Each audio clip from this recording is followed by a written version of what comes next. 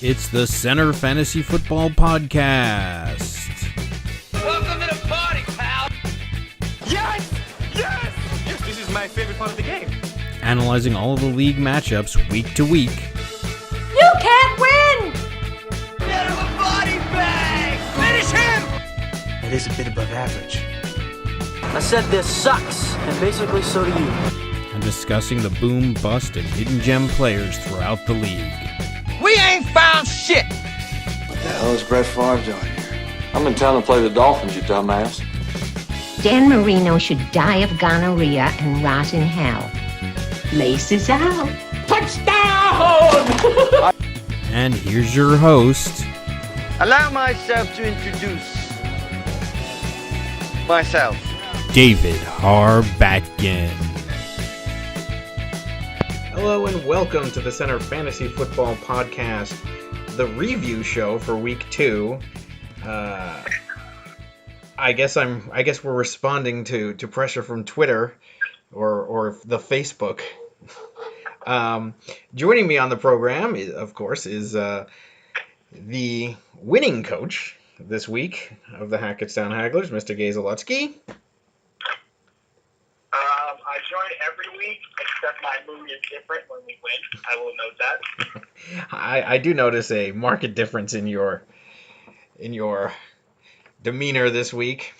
All right, so we're gonna try to do a review show, and then we're gonna do a preview show of the next week, since our fan is calling for it. He thinks that they're too long. Yeah, we're responding to, let me just say this. In an age of social media backlash, we're like held to no higher standards than anyone else. We're responding to pressure from our one viewer. So now we have to change the format of the whole show because one person doesn't like that it's too long, apparently. I don't know if that. This is like courtesy to the league, all right? Nobody else would even bother to show up. Maybe once a year, maybe. Somebody makes a... Now, you know what? We're in danger of running overtime. Let's just get to it. Yeah, we got to be quick. Go through this lightning fast.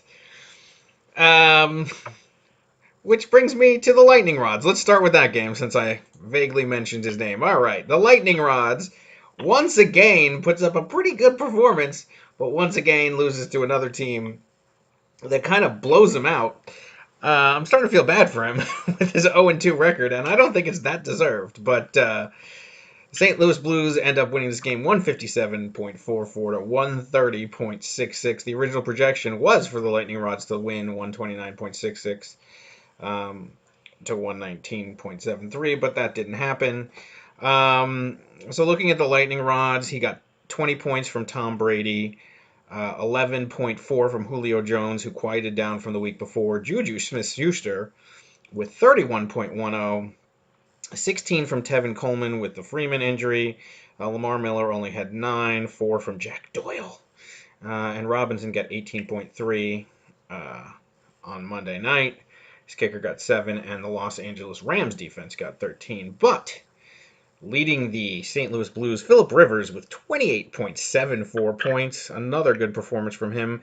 This one against Buffalo, so not that unexpected. And then really what did it for him was just massive performances from his receivers. First of all, the 29.9 from A.J. Green on the Thursday night game, and 35.9 from Stephon Diggs in that tie against Green Bay. David Johnson, a tremendous disappointment, getting only 6.10 points on a horrific Arizona Cardinals team. And Thompson for Washington, though, 22.30 points, still pretty good there.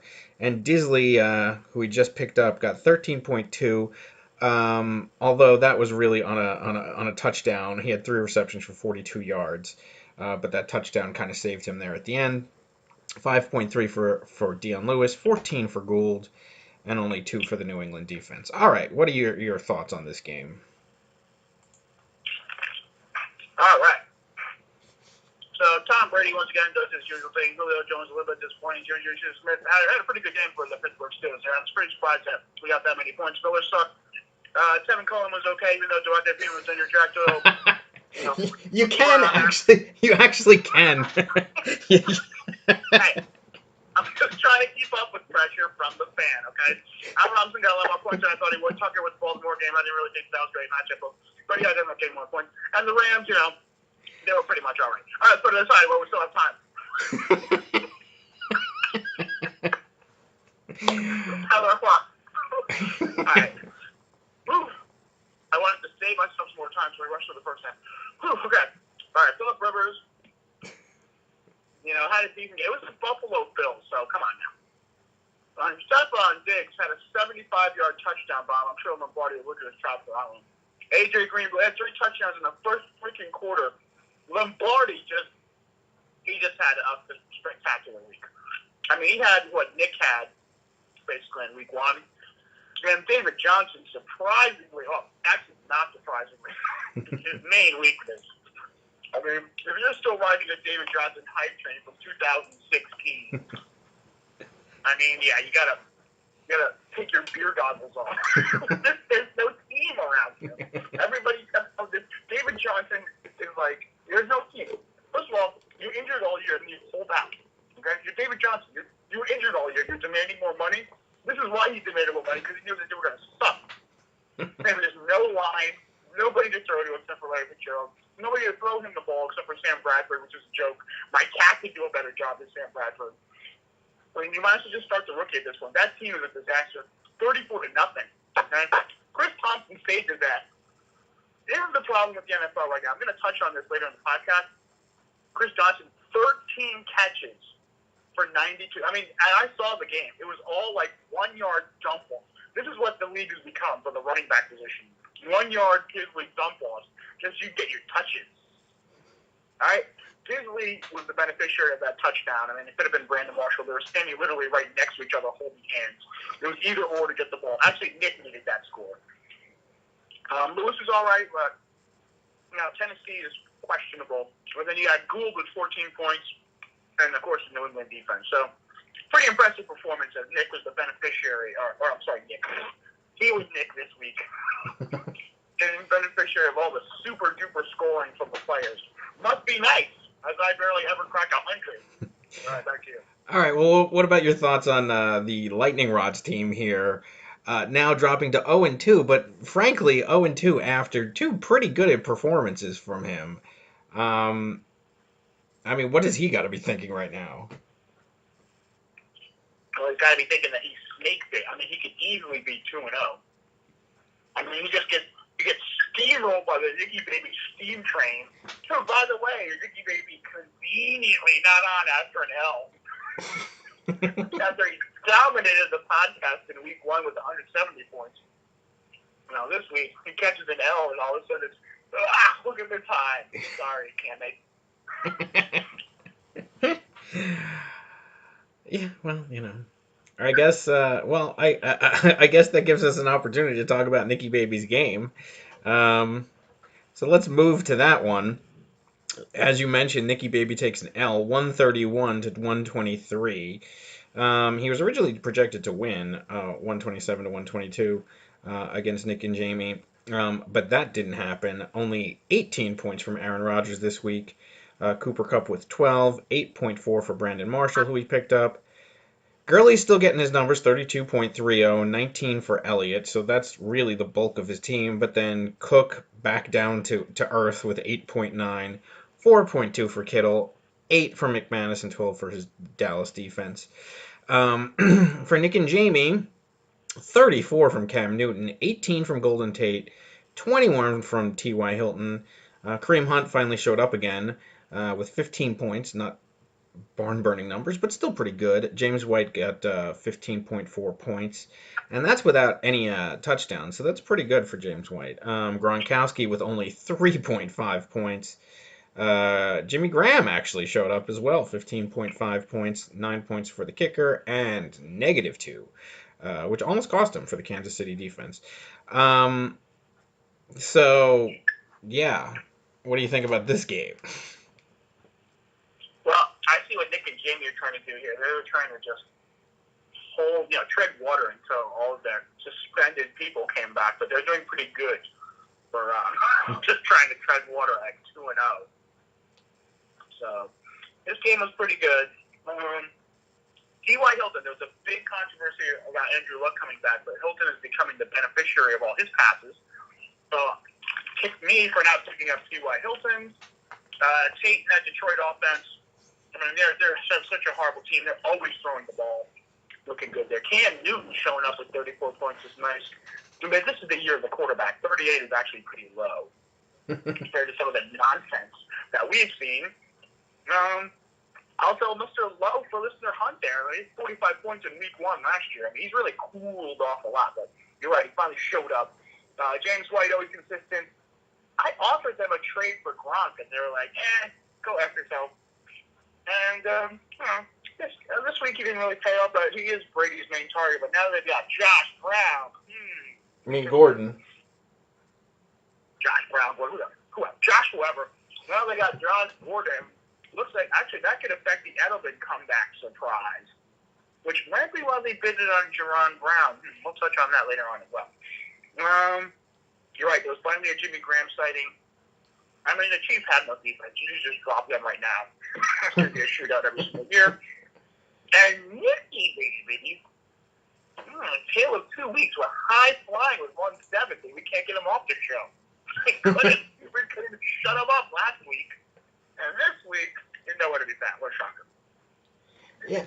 Aaron Rodgers would say comes back down to earth. He's not going to have that miracle performance every single freaking time. Actually, almost had one if it weren't for the bungling idiot kicker was ended up dropping. And Cooper Kupp was all right. Brandon Marshall,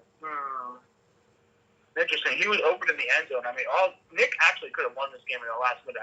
I'm sure he'd be on the podcast had he done that. Yeah, actually, we were watching this game, and we were texting with Nick at the time, and we're like, well, if they all they have to do is recover an onside kick and throw a Hail Mary to Brandon Marshall, and you'll win. But it didn't happen, obviously. I mean, that Seattle team just looks terrible also. So, I don't know. I mean, this is more like the kind of performance I expected from Nick. He also didn't really get anything on the bench. Sterling Shepard with only 5.4 points, 7 from Cobb this week, who had, what did he have last week? It was something ridiculous, 29.2. Murray with 1.9. I mean, Dalton actually did much better for him than did Aaron Rodgers. And he's also carrying Tyrod Taylor. Pettis was somebody that we thought would, with the Goodwin injury, he had the potential to do something, but he really didn't do anything. 4.5 points for him. Yeah, I mean, this is more like the Nick team I expected. I mean, I guess had he played Dalton, he would have won. But, I mean, are you really going to play Dalton over Aaron Rodgers? No. So, you can't really fault him for this loss. I mean, I guess, no, there was nothing. Nah, I don't think there was anything he could do here. He played his kind of best lineup. I mean, maybe he could have switched out somebody for Kittle, like Cobb for Kittle, but, I mean, he still would have lost.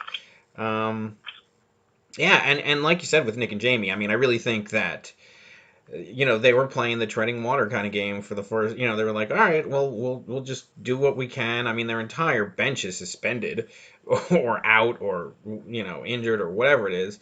So they really just, I mean, if they were able to do anything before those guys came back, they were going to be a good team going forward. But now they're 2-0 without even those players. So, I mean, watch out for this Nick and Jamie team because they could be really good when Wentz comes back, when Edelman comes back, when Jones comes back. Who cares about Prescott and Parker? But, those three guys can really, make this an even better team that's already 2-0. So, I mean, they have to be feeling really good in Nick and Jamie land. One last note. When your running back rushes for 42 yards, like mine always does, because he sucks, he usually doesn't end up with 32 freaking points. That's the difference in the auction that you paid for with Todd Gurley. Yeah. 3 rush touchdowns, 42 rushing yards, and 2 2-point conversions. Yeah. I mean, he didn't really do that much. 42 rushing yards. He almost had as many points as he did yards, yet still gets 32. Put that for the rest of the league. When your jobber running back, which I have 2 of them, rushes for 42 yards, you're usually going to get like 8 points. Not this guy. Nope. All right, well, I think that's it for that game. Anything else? Any other thoughts on that game? No, we have to move along. I mean, we're pressed for time. Oh, yes, we're very pressed for time.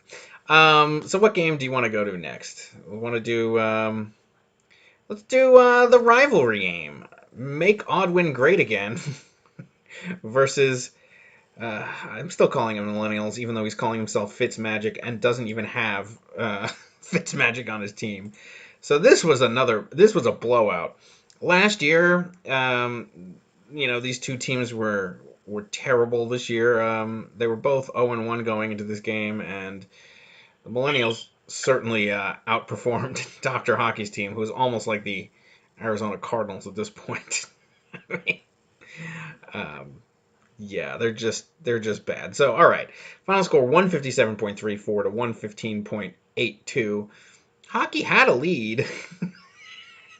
He just needed Rosas to come out and hold off the onslaught of, I think it was, what was it? It was Howard, Wilson, and Beckham and the Chicago defense. And the Chicago defense, which ironically, I have to say, I mean, he didn't have a chance, being that it was 157, but it was the Chicago defense that really did it, because Russell Wilson was not good in that game. I mean, he ended up getting a touchdown towards the end, which at least boosted his numbers a little bit, but he was not good. Beckham only had 9.1 points, so, I mean, let's go through it. 19.7 for Wilson, 9.1 for Beckham. Thalian got 31, which it seems like every receiver over at Minnesota is getting that right now. Jordan Howard with only 9.8, 9.7 for Ajayi.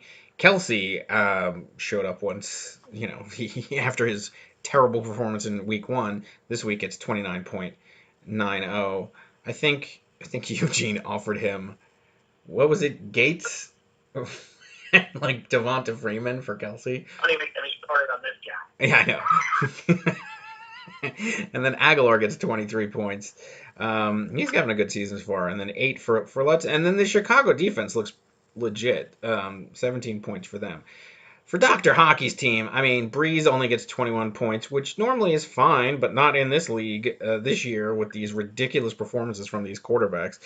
Larry Fitzgerald, 5.8. I think he went out with a hamstring injury halfway through. Devontae Adams, the other half of the McCaffrey trade, ends up getting 20.4 points, so he's been solid. Royce Freeman, the lesser of the committee over there in Denver, gets only 8.8. T.Y. Yeldon, the $121 man, only gets 9.10 points, and it looks like he might be injured now. I think Hockey even dropped him. 16.9 for Hooper, 16.2 for Anua. Rosas gets 7 points, and the Los Angeles Chargers defense gets 10 points against the woeful Buffalo Bills, who had a guy retire at halftime. He left Cole on the bench with 24 points, and like I said, Lindsey got 12.1 instead of Freeman, so that would have added a couple points, but never made it close. Millennials has a pretty good bench. I mean, Cohen only got 3.5 points, but, Funches 4.7, 12.4 for Pryor. I mean, it's all right there. But, I don't know. Your thoughts on this game? Well, due to pressure from the viewer, I'm tempted to cover 2 games at once, but you're right. Maybe that's a little bit extreme. We'll just cover 1 game at a time. All right, yeah, going back to this game. I mean, Millennials had another Nick-like performance. I'm surprised he went on the podcast trash talking. He was invited. I was surprised. He has a new girlfriend, I think, that's really controlling everything that he does right now, and it's also Yom Kippur for him, or for her. So I'm sure he's been dragged. Yeah, I know. So he's been dragged along as well. So thankfully, I enjoyed a bacon cheeseburger and didn't realize it was Yom Kippur, so I just said screw it. So yeah, but go ahead. All you guys do to get the ladies is just score 157 and they throw themselves at you? Is that how it works? I guess so. Yeah. All right. So, I mean, Russell Wilson was under siege all night long. I'm shocked that he finished with 19 points. He was sacked like 6 times, fumbled. It was a disaster, but he still got 19. Breeze with 21 again. I mean, that's Hockey's savior at this point. That allows him to hit the century mark. And the rest of his team is, and Devontae Adams, magic. Take away those 2 guys, and he's in trouble. Like Hooper, that's amazing that he got 16 points. I don't really see that guy ever cracking double digits, and Chelsea finally blew it up. Jay Ajayi and Jordan Howard. This combo meal here that I think he had Jordan Howard last year. Millennials love themselves some Jordan Howard. Luckily, he's playing Dr. Hockey. I don't know if that's, as Lombardi jargon would say, high-end RB1 material. Like you said, the Minnesota receivers, they just Diggs and Thielen, these guys, doesn't matter which one you have, they all bust above 30 points. Beckham, a little bit surprising there at 9.10. I don't know if you would agree. Well, then again, it is the Giants, but still, I think he's a victim of the Saquon Barkley 1-yard dump-off trend that's happening in the league. It's killing the rest of the team. What do you feel about that one?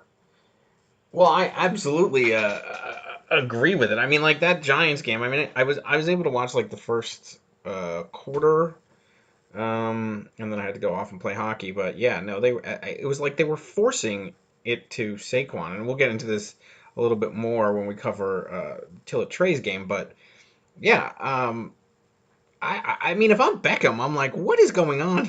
You know, like, do you remember me on this team? I mean, what was it? Sterling Shepard only had 5 points or something. They're like just forcing it to Saquon, and everybody else on that Giants team is just not doing anything. Plus, their defense is terrible. Yeah. So I advise the league, go out there and find yourself the new 1-yard dump off RB, and you will dominate at the RB position. Ridiculous. All right. Other than that, Dr. Hockey, let's start on his side first a little bit. Leonard Fournette is out with a hamstring issue, and the team, they got it great again, falls apart. Apparently. Because we talked to Hockey a couple times. Once this guy comes back, he's saying that he's right back in the mix. I don't know what kind of mix he's talking about. I think he's a little mixed up, because just like the Hackettstown Hagglers, we barely snip 100. I mean, 115.82, probably because of Rosa, actually. Saved his time on Monday night. I mean, Hockey has some work to do.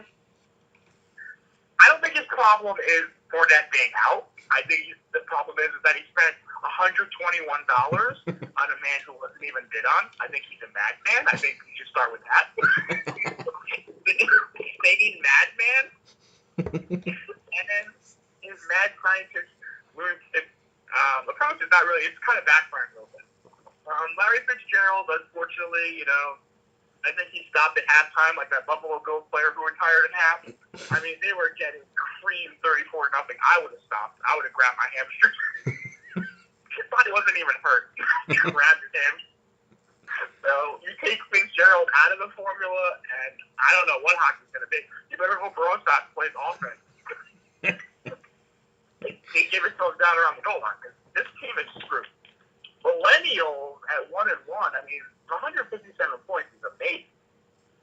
Yeah, but I think, but all right. So obviously the Millennials, Aguilar's actually been good both weeks. I mean, what did he get? He got what did he get the first week? He got 13.5. All right, so but still totally acceptable. But I mean, this is 3 players. It's Thielen, it's Kelsey, and it's Aguilar. And if Kelsey has a terrible week like he did last week, with you see the difference.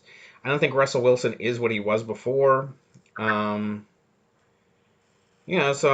he's really, I mean, like you said, both of these teams are weak at running back. I mean, at least Hockey will, I guess, get his savior Fournette back at some point. I don't know how much that's going to do for him, but that's what he thinks. I don't know. Obviously, Hockey's in trouble. He has the 0-2 record, and he has this team. For the Millennials, I question whether or not this is sustainable or not. I don't think it is. I mean, we'll see next week, but is he going to get these kind of performances? I mean, but also he should have a better performance from Beckham, I would think. I don't know. I'm actually kind of curious to see what direction this team goes in. But he has some problems, actually. Yeah, I would definitely agree that he has some problems. I mean... And it's tough to say that on a week where he got 157. But, I mean, look, we saw what happened with Nick. He got 170, and then next week, right back down to earth. So...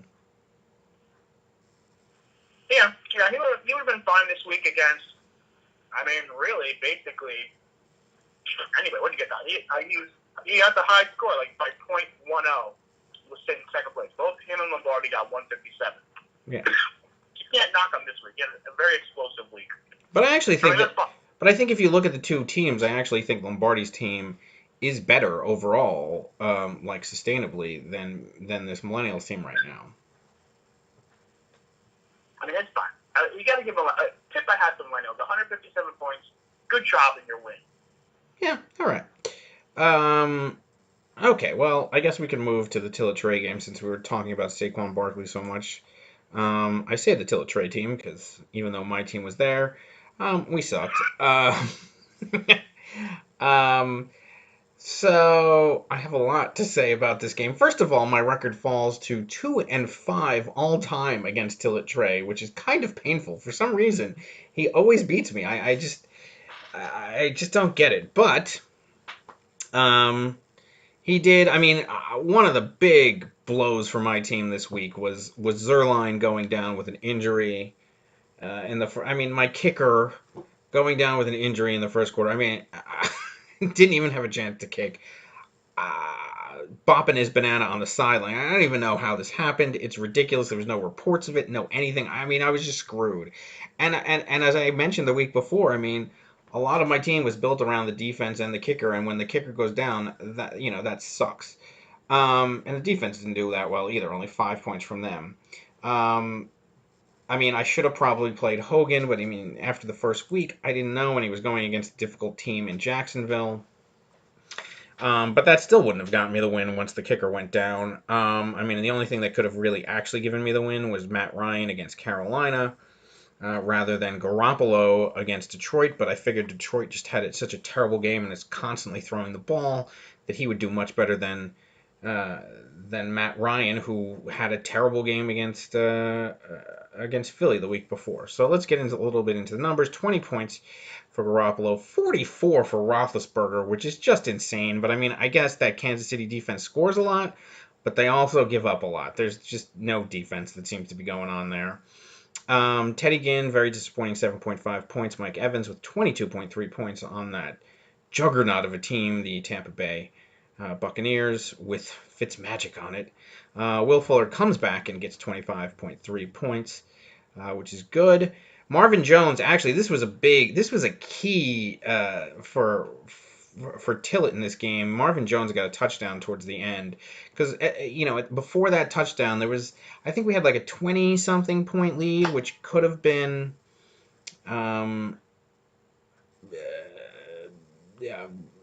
maybe we felt like we could have held them off, but once he cut that, I think he cut the lead down to like 3 or something.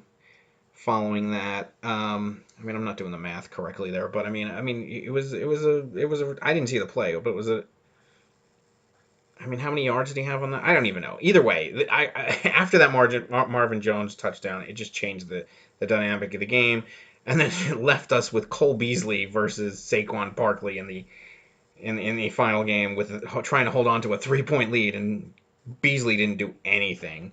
Barkley, as you said, 14 receptions, 80 receiving yards, and 28 rush yards, which is good enough for 24.8. So yeah, that really hurt us. Carlos Hyde got 12 points with 1 rushing TD, 43 rushing yards, and a reception. So Gordon for us got 30 and 19 for Connor, totally respectable. 14 for Rudolph, 9.5 for Reed.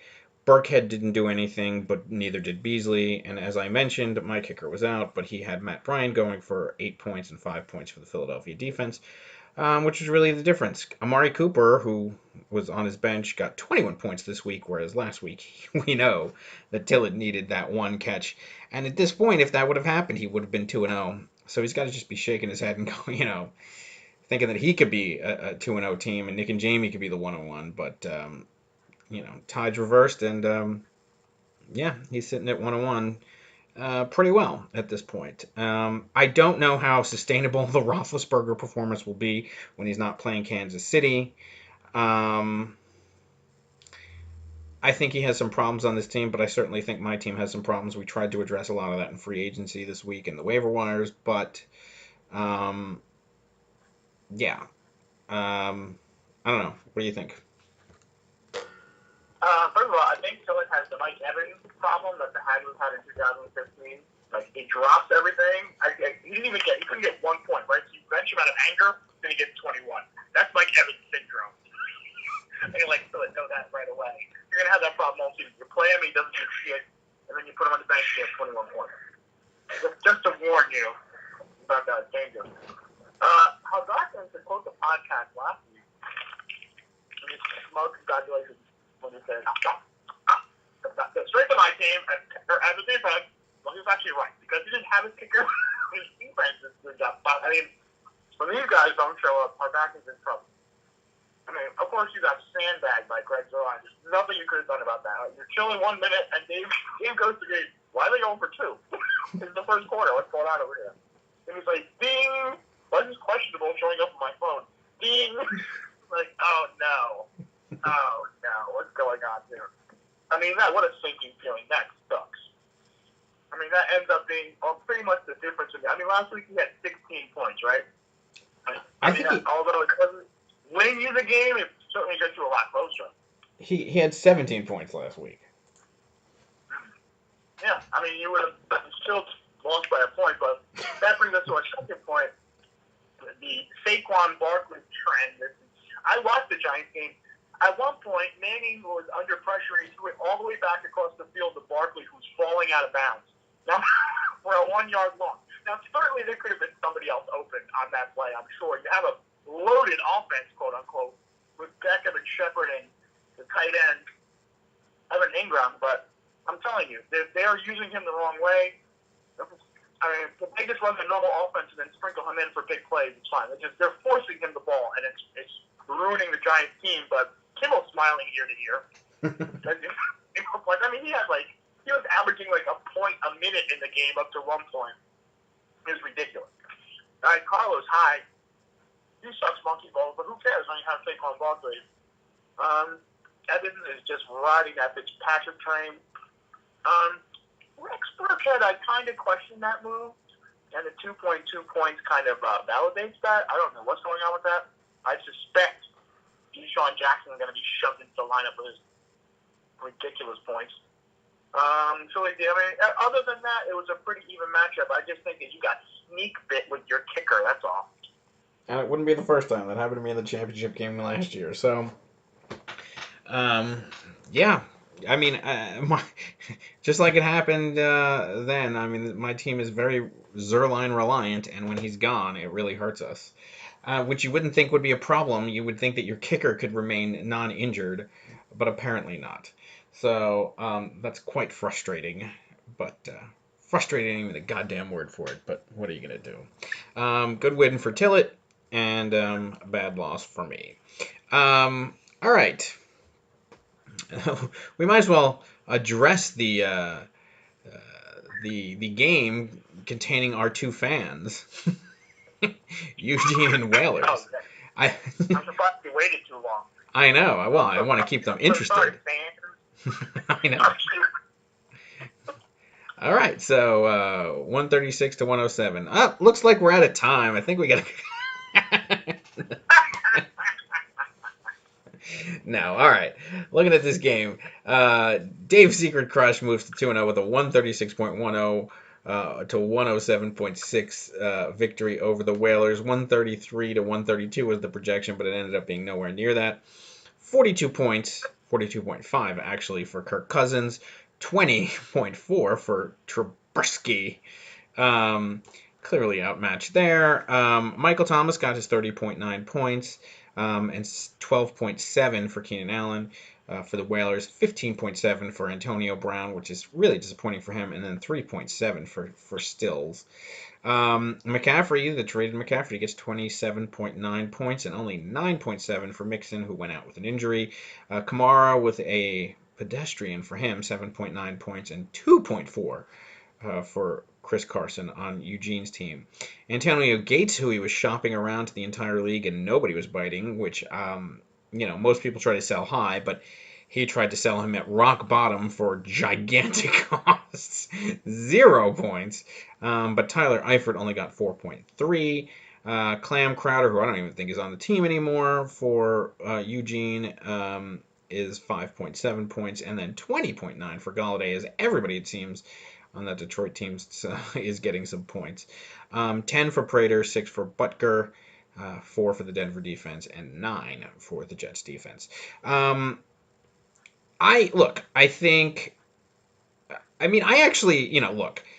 is now 2-0 and Whalers is 0-2. That's how it should be, but I think both of these teams have problems, shockingly enough. I think Whalers has way more problems than does Eugene, but Eugene does have some things that he needs to address.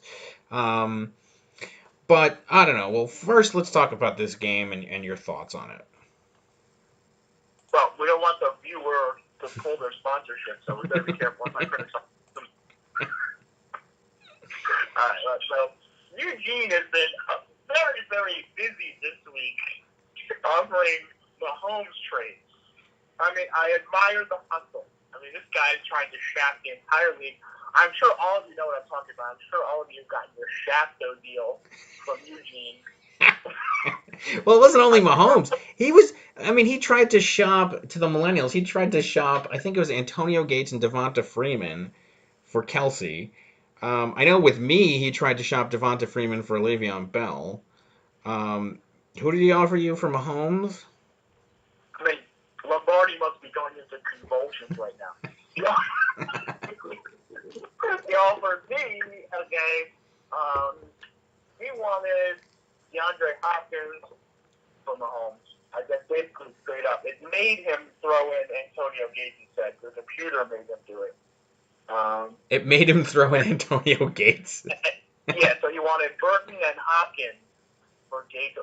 The problem, what kills most deals is when you're shopping an over-the-hill corpse of a tight end that got 0 points. I mean, that's not going to get anything going. Well, I think that's part of the problem with Eugene. Like, it's just the unbelievable greed in these deals. I think if he offers something, because look, he has players to offer. He has, Breda just had 24.9 points. Marshawn Lynch 14.9. Sammy Watkins just had 19.10. 16 from Goodwin on the bench. He's busy. All right, Freeman is injured, but he's busy shopping around people that both got donuts. Maybe because of injury or whatever you want to say, but you're shopping them around for the best players on the other teams. Nobody's going to go for that. I don't care how desperate you are. And here's the thing. All right, I don't know if he... I think he made an offer to the Whalers, Mahomes, for maybe Kamara or something. And it's but then you're going to leave Whalers with no running back at that point. You can just throw in a Marshawn Lynch. Mahomes and Marshawn Lynch for Kamara. It's a 2-for-1 deal. He still walks out of there with a running back and a really good hot quarterback. It becomes more balanced. But once you're just oh yeah, I want your best player for this quarterback. Now Whalers might need it, but I'm just saying don't go for the Uber shaft and don't sell so low.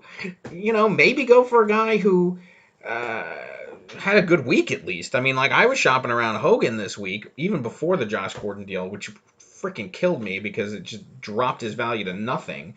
Even though I do think he actually will do. I think he'll actually do better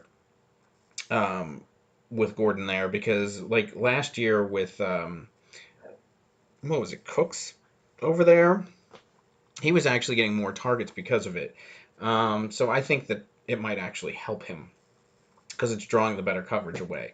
But nonetheless, I mean, I wasn't shopping him around, even though I wanted to after his 2-point performance. I was at least shopping him at the 19-point performance, and I was shopping him for.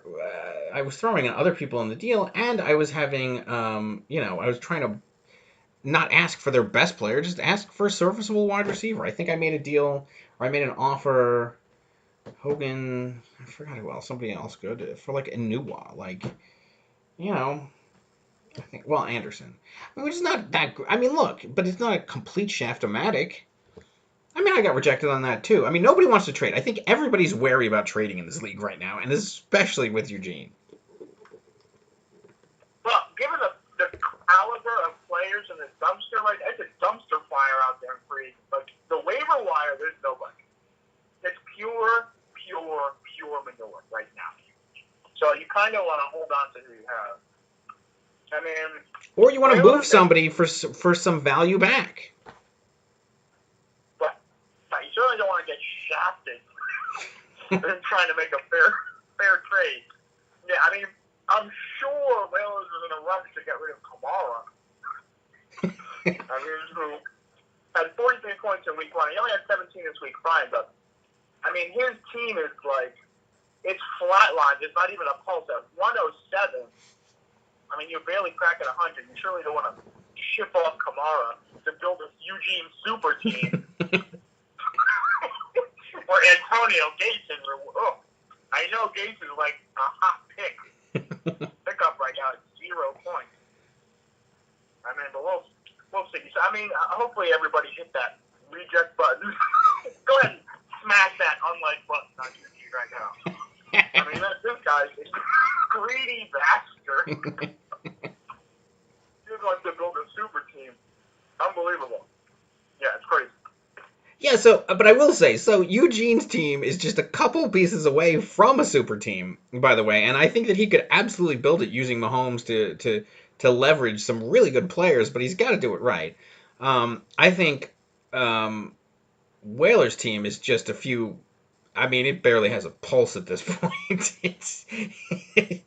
It's like a few players away from the grave. I mean, yeah, I mean, this is a tale of two teams. I mean, look, first of all, there's no quarterback for him. I mean, Trubisky he's rolling with, and he's terrible, and there's nobody else available.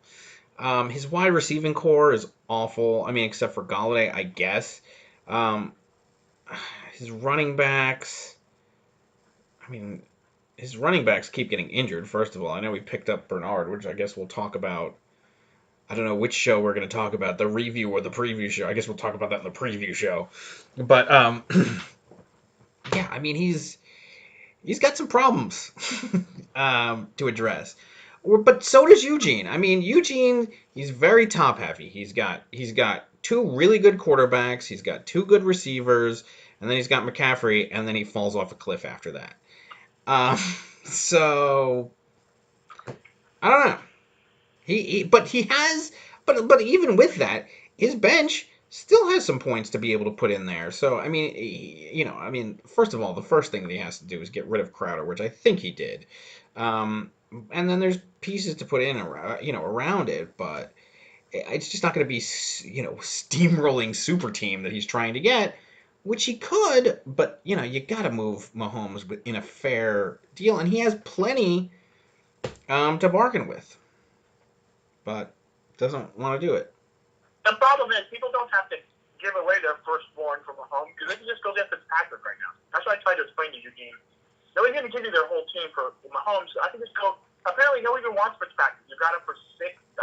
I think I got him for $5. Nobody even bid on him, and that's the other. So I mean, clearly, which I think. Yeah, $5. I just put in I didn't even really want him. I put in a flyer. Like, I was like, all right, I'll just at least make this bidding have to be respectable, and I got it, and it was ridiculous. I was not expecting that at all. But Whalers, while he puts in $75 for Giovanni Bernard, who's only going to play a couple weeks, still is rolling with Trubisky, who he dropped and then had to re-pick up because there was nobody there. If he would have put $6, into Fitzpatrick, he could have had him. Could have rolled with Fitzpatrick and gotten Giovanni Bernard. $75 for Bernard. I mean, Whalers proved like this is my guy. I want this guy bad. Not as bad as Dr. Hockey with Yeltsin, which is still unexplainable, but $75. But now you're rolling Giovanni Bernard and the off-injured Tyler Eifert. That's Bengals heavy, dicey situation right there for Whalers. Yeah, well, plus it just seems like, well, all right, so Fournette went down, and Hockey goes out and gets, spends $121 on Yeldon, his backup, and then Mixon goes down, and Whalers spends $75 on Bernard. Like, these numbers that people are paying for the backups that are not even, we're not even talking about, like, the handcuffs for, like, superstar players. We're talking about the handcuffs for Joe Mixon and Leonard Fournette. Going for insane numbers. I mean, I think part of that is a product of how horrific the free agency pool is, but still, I mean, come on. I think we have to note, like, a reminder to these teams, your funds don't refresh every week. You don't get a fresh 200 every week. Yeah. All right. So, any other comments on this game, or these teams?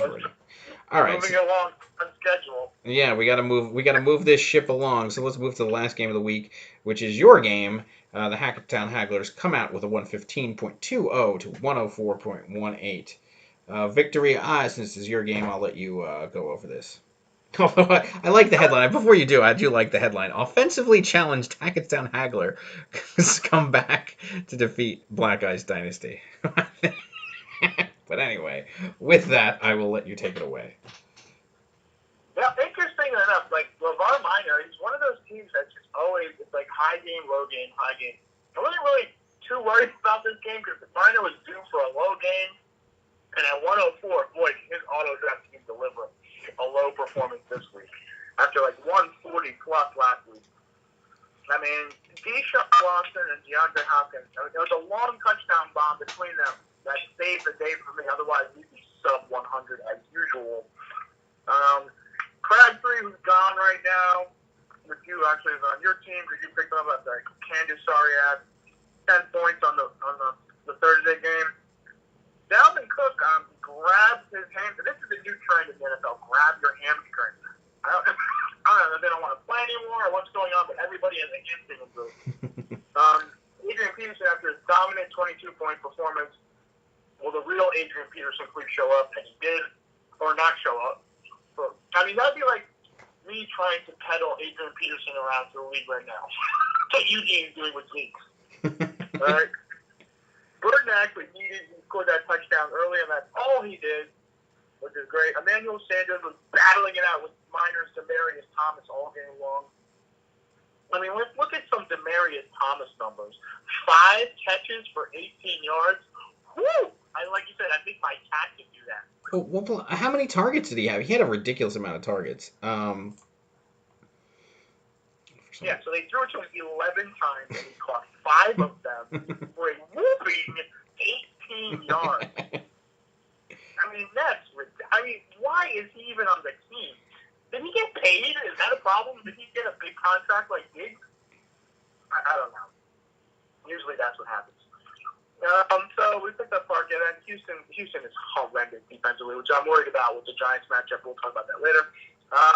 Meanwhile, the auto-drafting swashbuckling Minor, this week Tyreek Hill cooled down considerably from his 40-point explosion. The 20 points, and we already talked about Demarius Thomas, who's horrendous. Alex Smith, Kenyon Drake was a good play because Bellagio was injured, and besides Frank Gore nibbling away the points, 17 for Drake was pretty solid. Alfred Morris is the head scratcher. I don't know if anybody would play him, but 10 points was generous for him. Zach Ertz, amazingly, had a clunker in week 1, but came up with 20 points in week 2, and now he's got Carson Wentz back. This could be a viable weapon.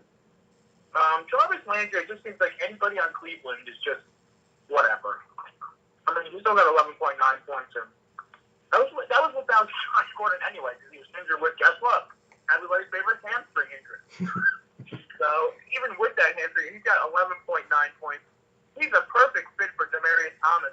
catches for 18 yards in the underperforming receiver department. Like you said, always stay away from Boswell, the Steelers kicker. That's a nightmare. And the Minnesota defense was in a wild shootout. But I think they play Buffalo this week, so he's going to be turning a lot better conveniently because he's playing you. How convenient. How convenient. And go off from the bench. I mean, his bench situation over here looks pretty pitiful for both teams, actually. It was an interesting game against Minor. I was sweating it out. Of course, we were losing going into the Monday night game like we do with every team. And we play defensive football once again, which nobody believes exists, but we are proof that it does exist. Yeah, defensive fantasy football doesn't exist except for some reason it seems to with your team. Yeah. And that's the wrap up on that. All right, well, I guess that's going to wrap it up for the review show. I was thinking about whether or not we should put the waiver wire picks into the part 2, but we're already at 49 minutes, and our sponsors are just clamoring to get us off the air. I know. We're almost at 50 minutes. So I guess that's going to wrap up this portion of the show. Make sure to join us next time for the Center Fantasy Football preview show, which is coming up, immediately on the same network. I mean, but for you, it could be whenever you decide to put it in. But in the meantime, I'd like to thank my guest for this show, Mr. Gazelutsky. Yep. All right, and we'll see you. We'll see you next time. All right, goodbye, everybody.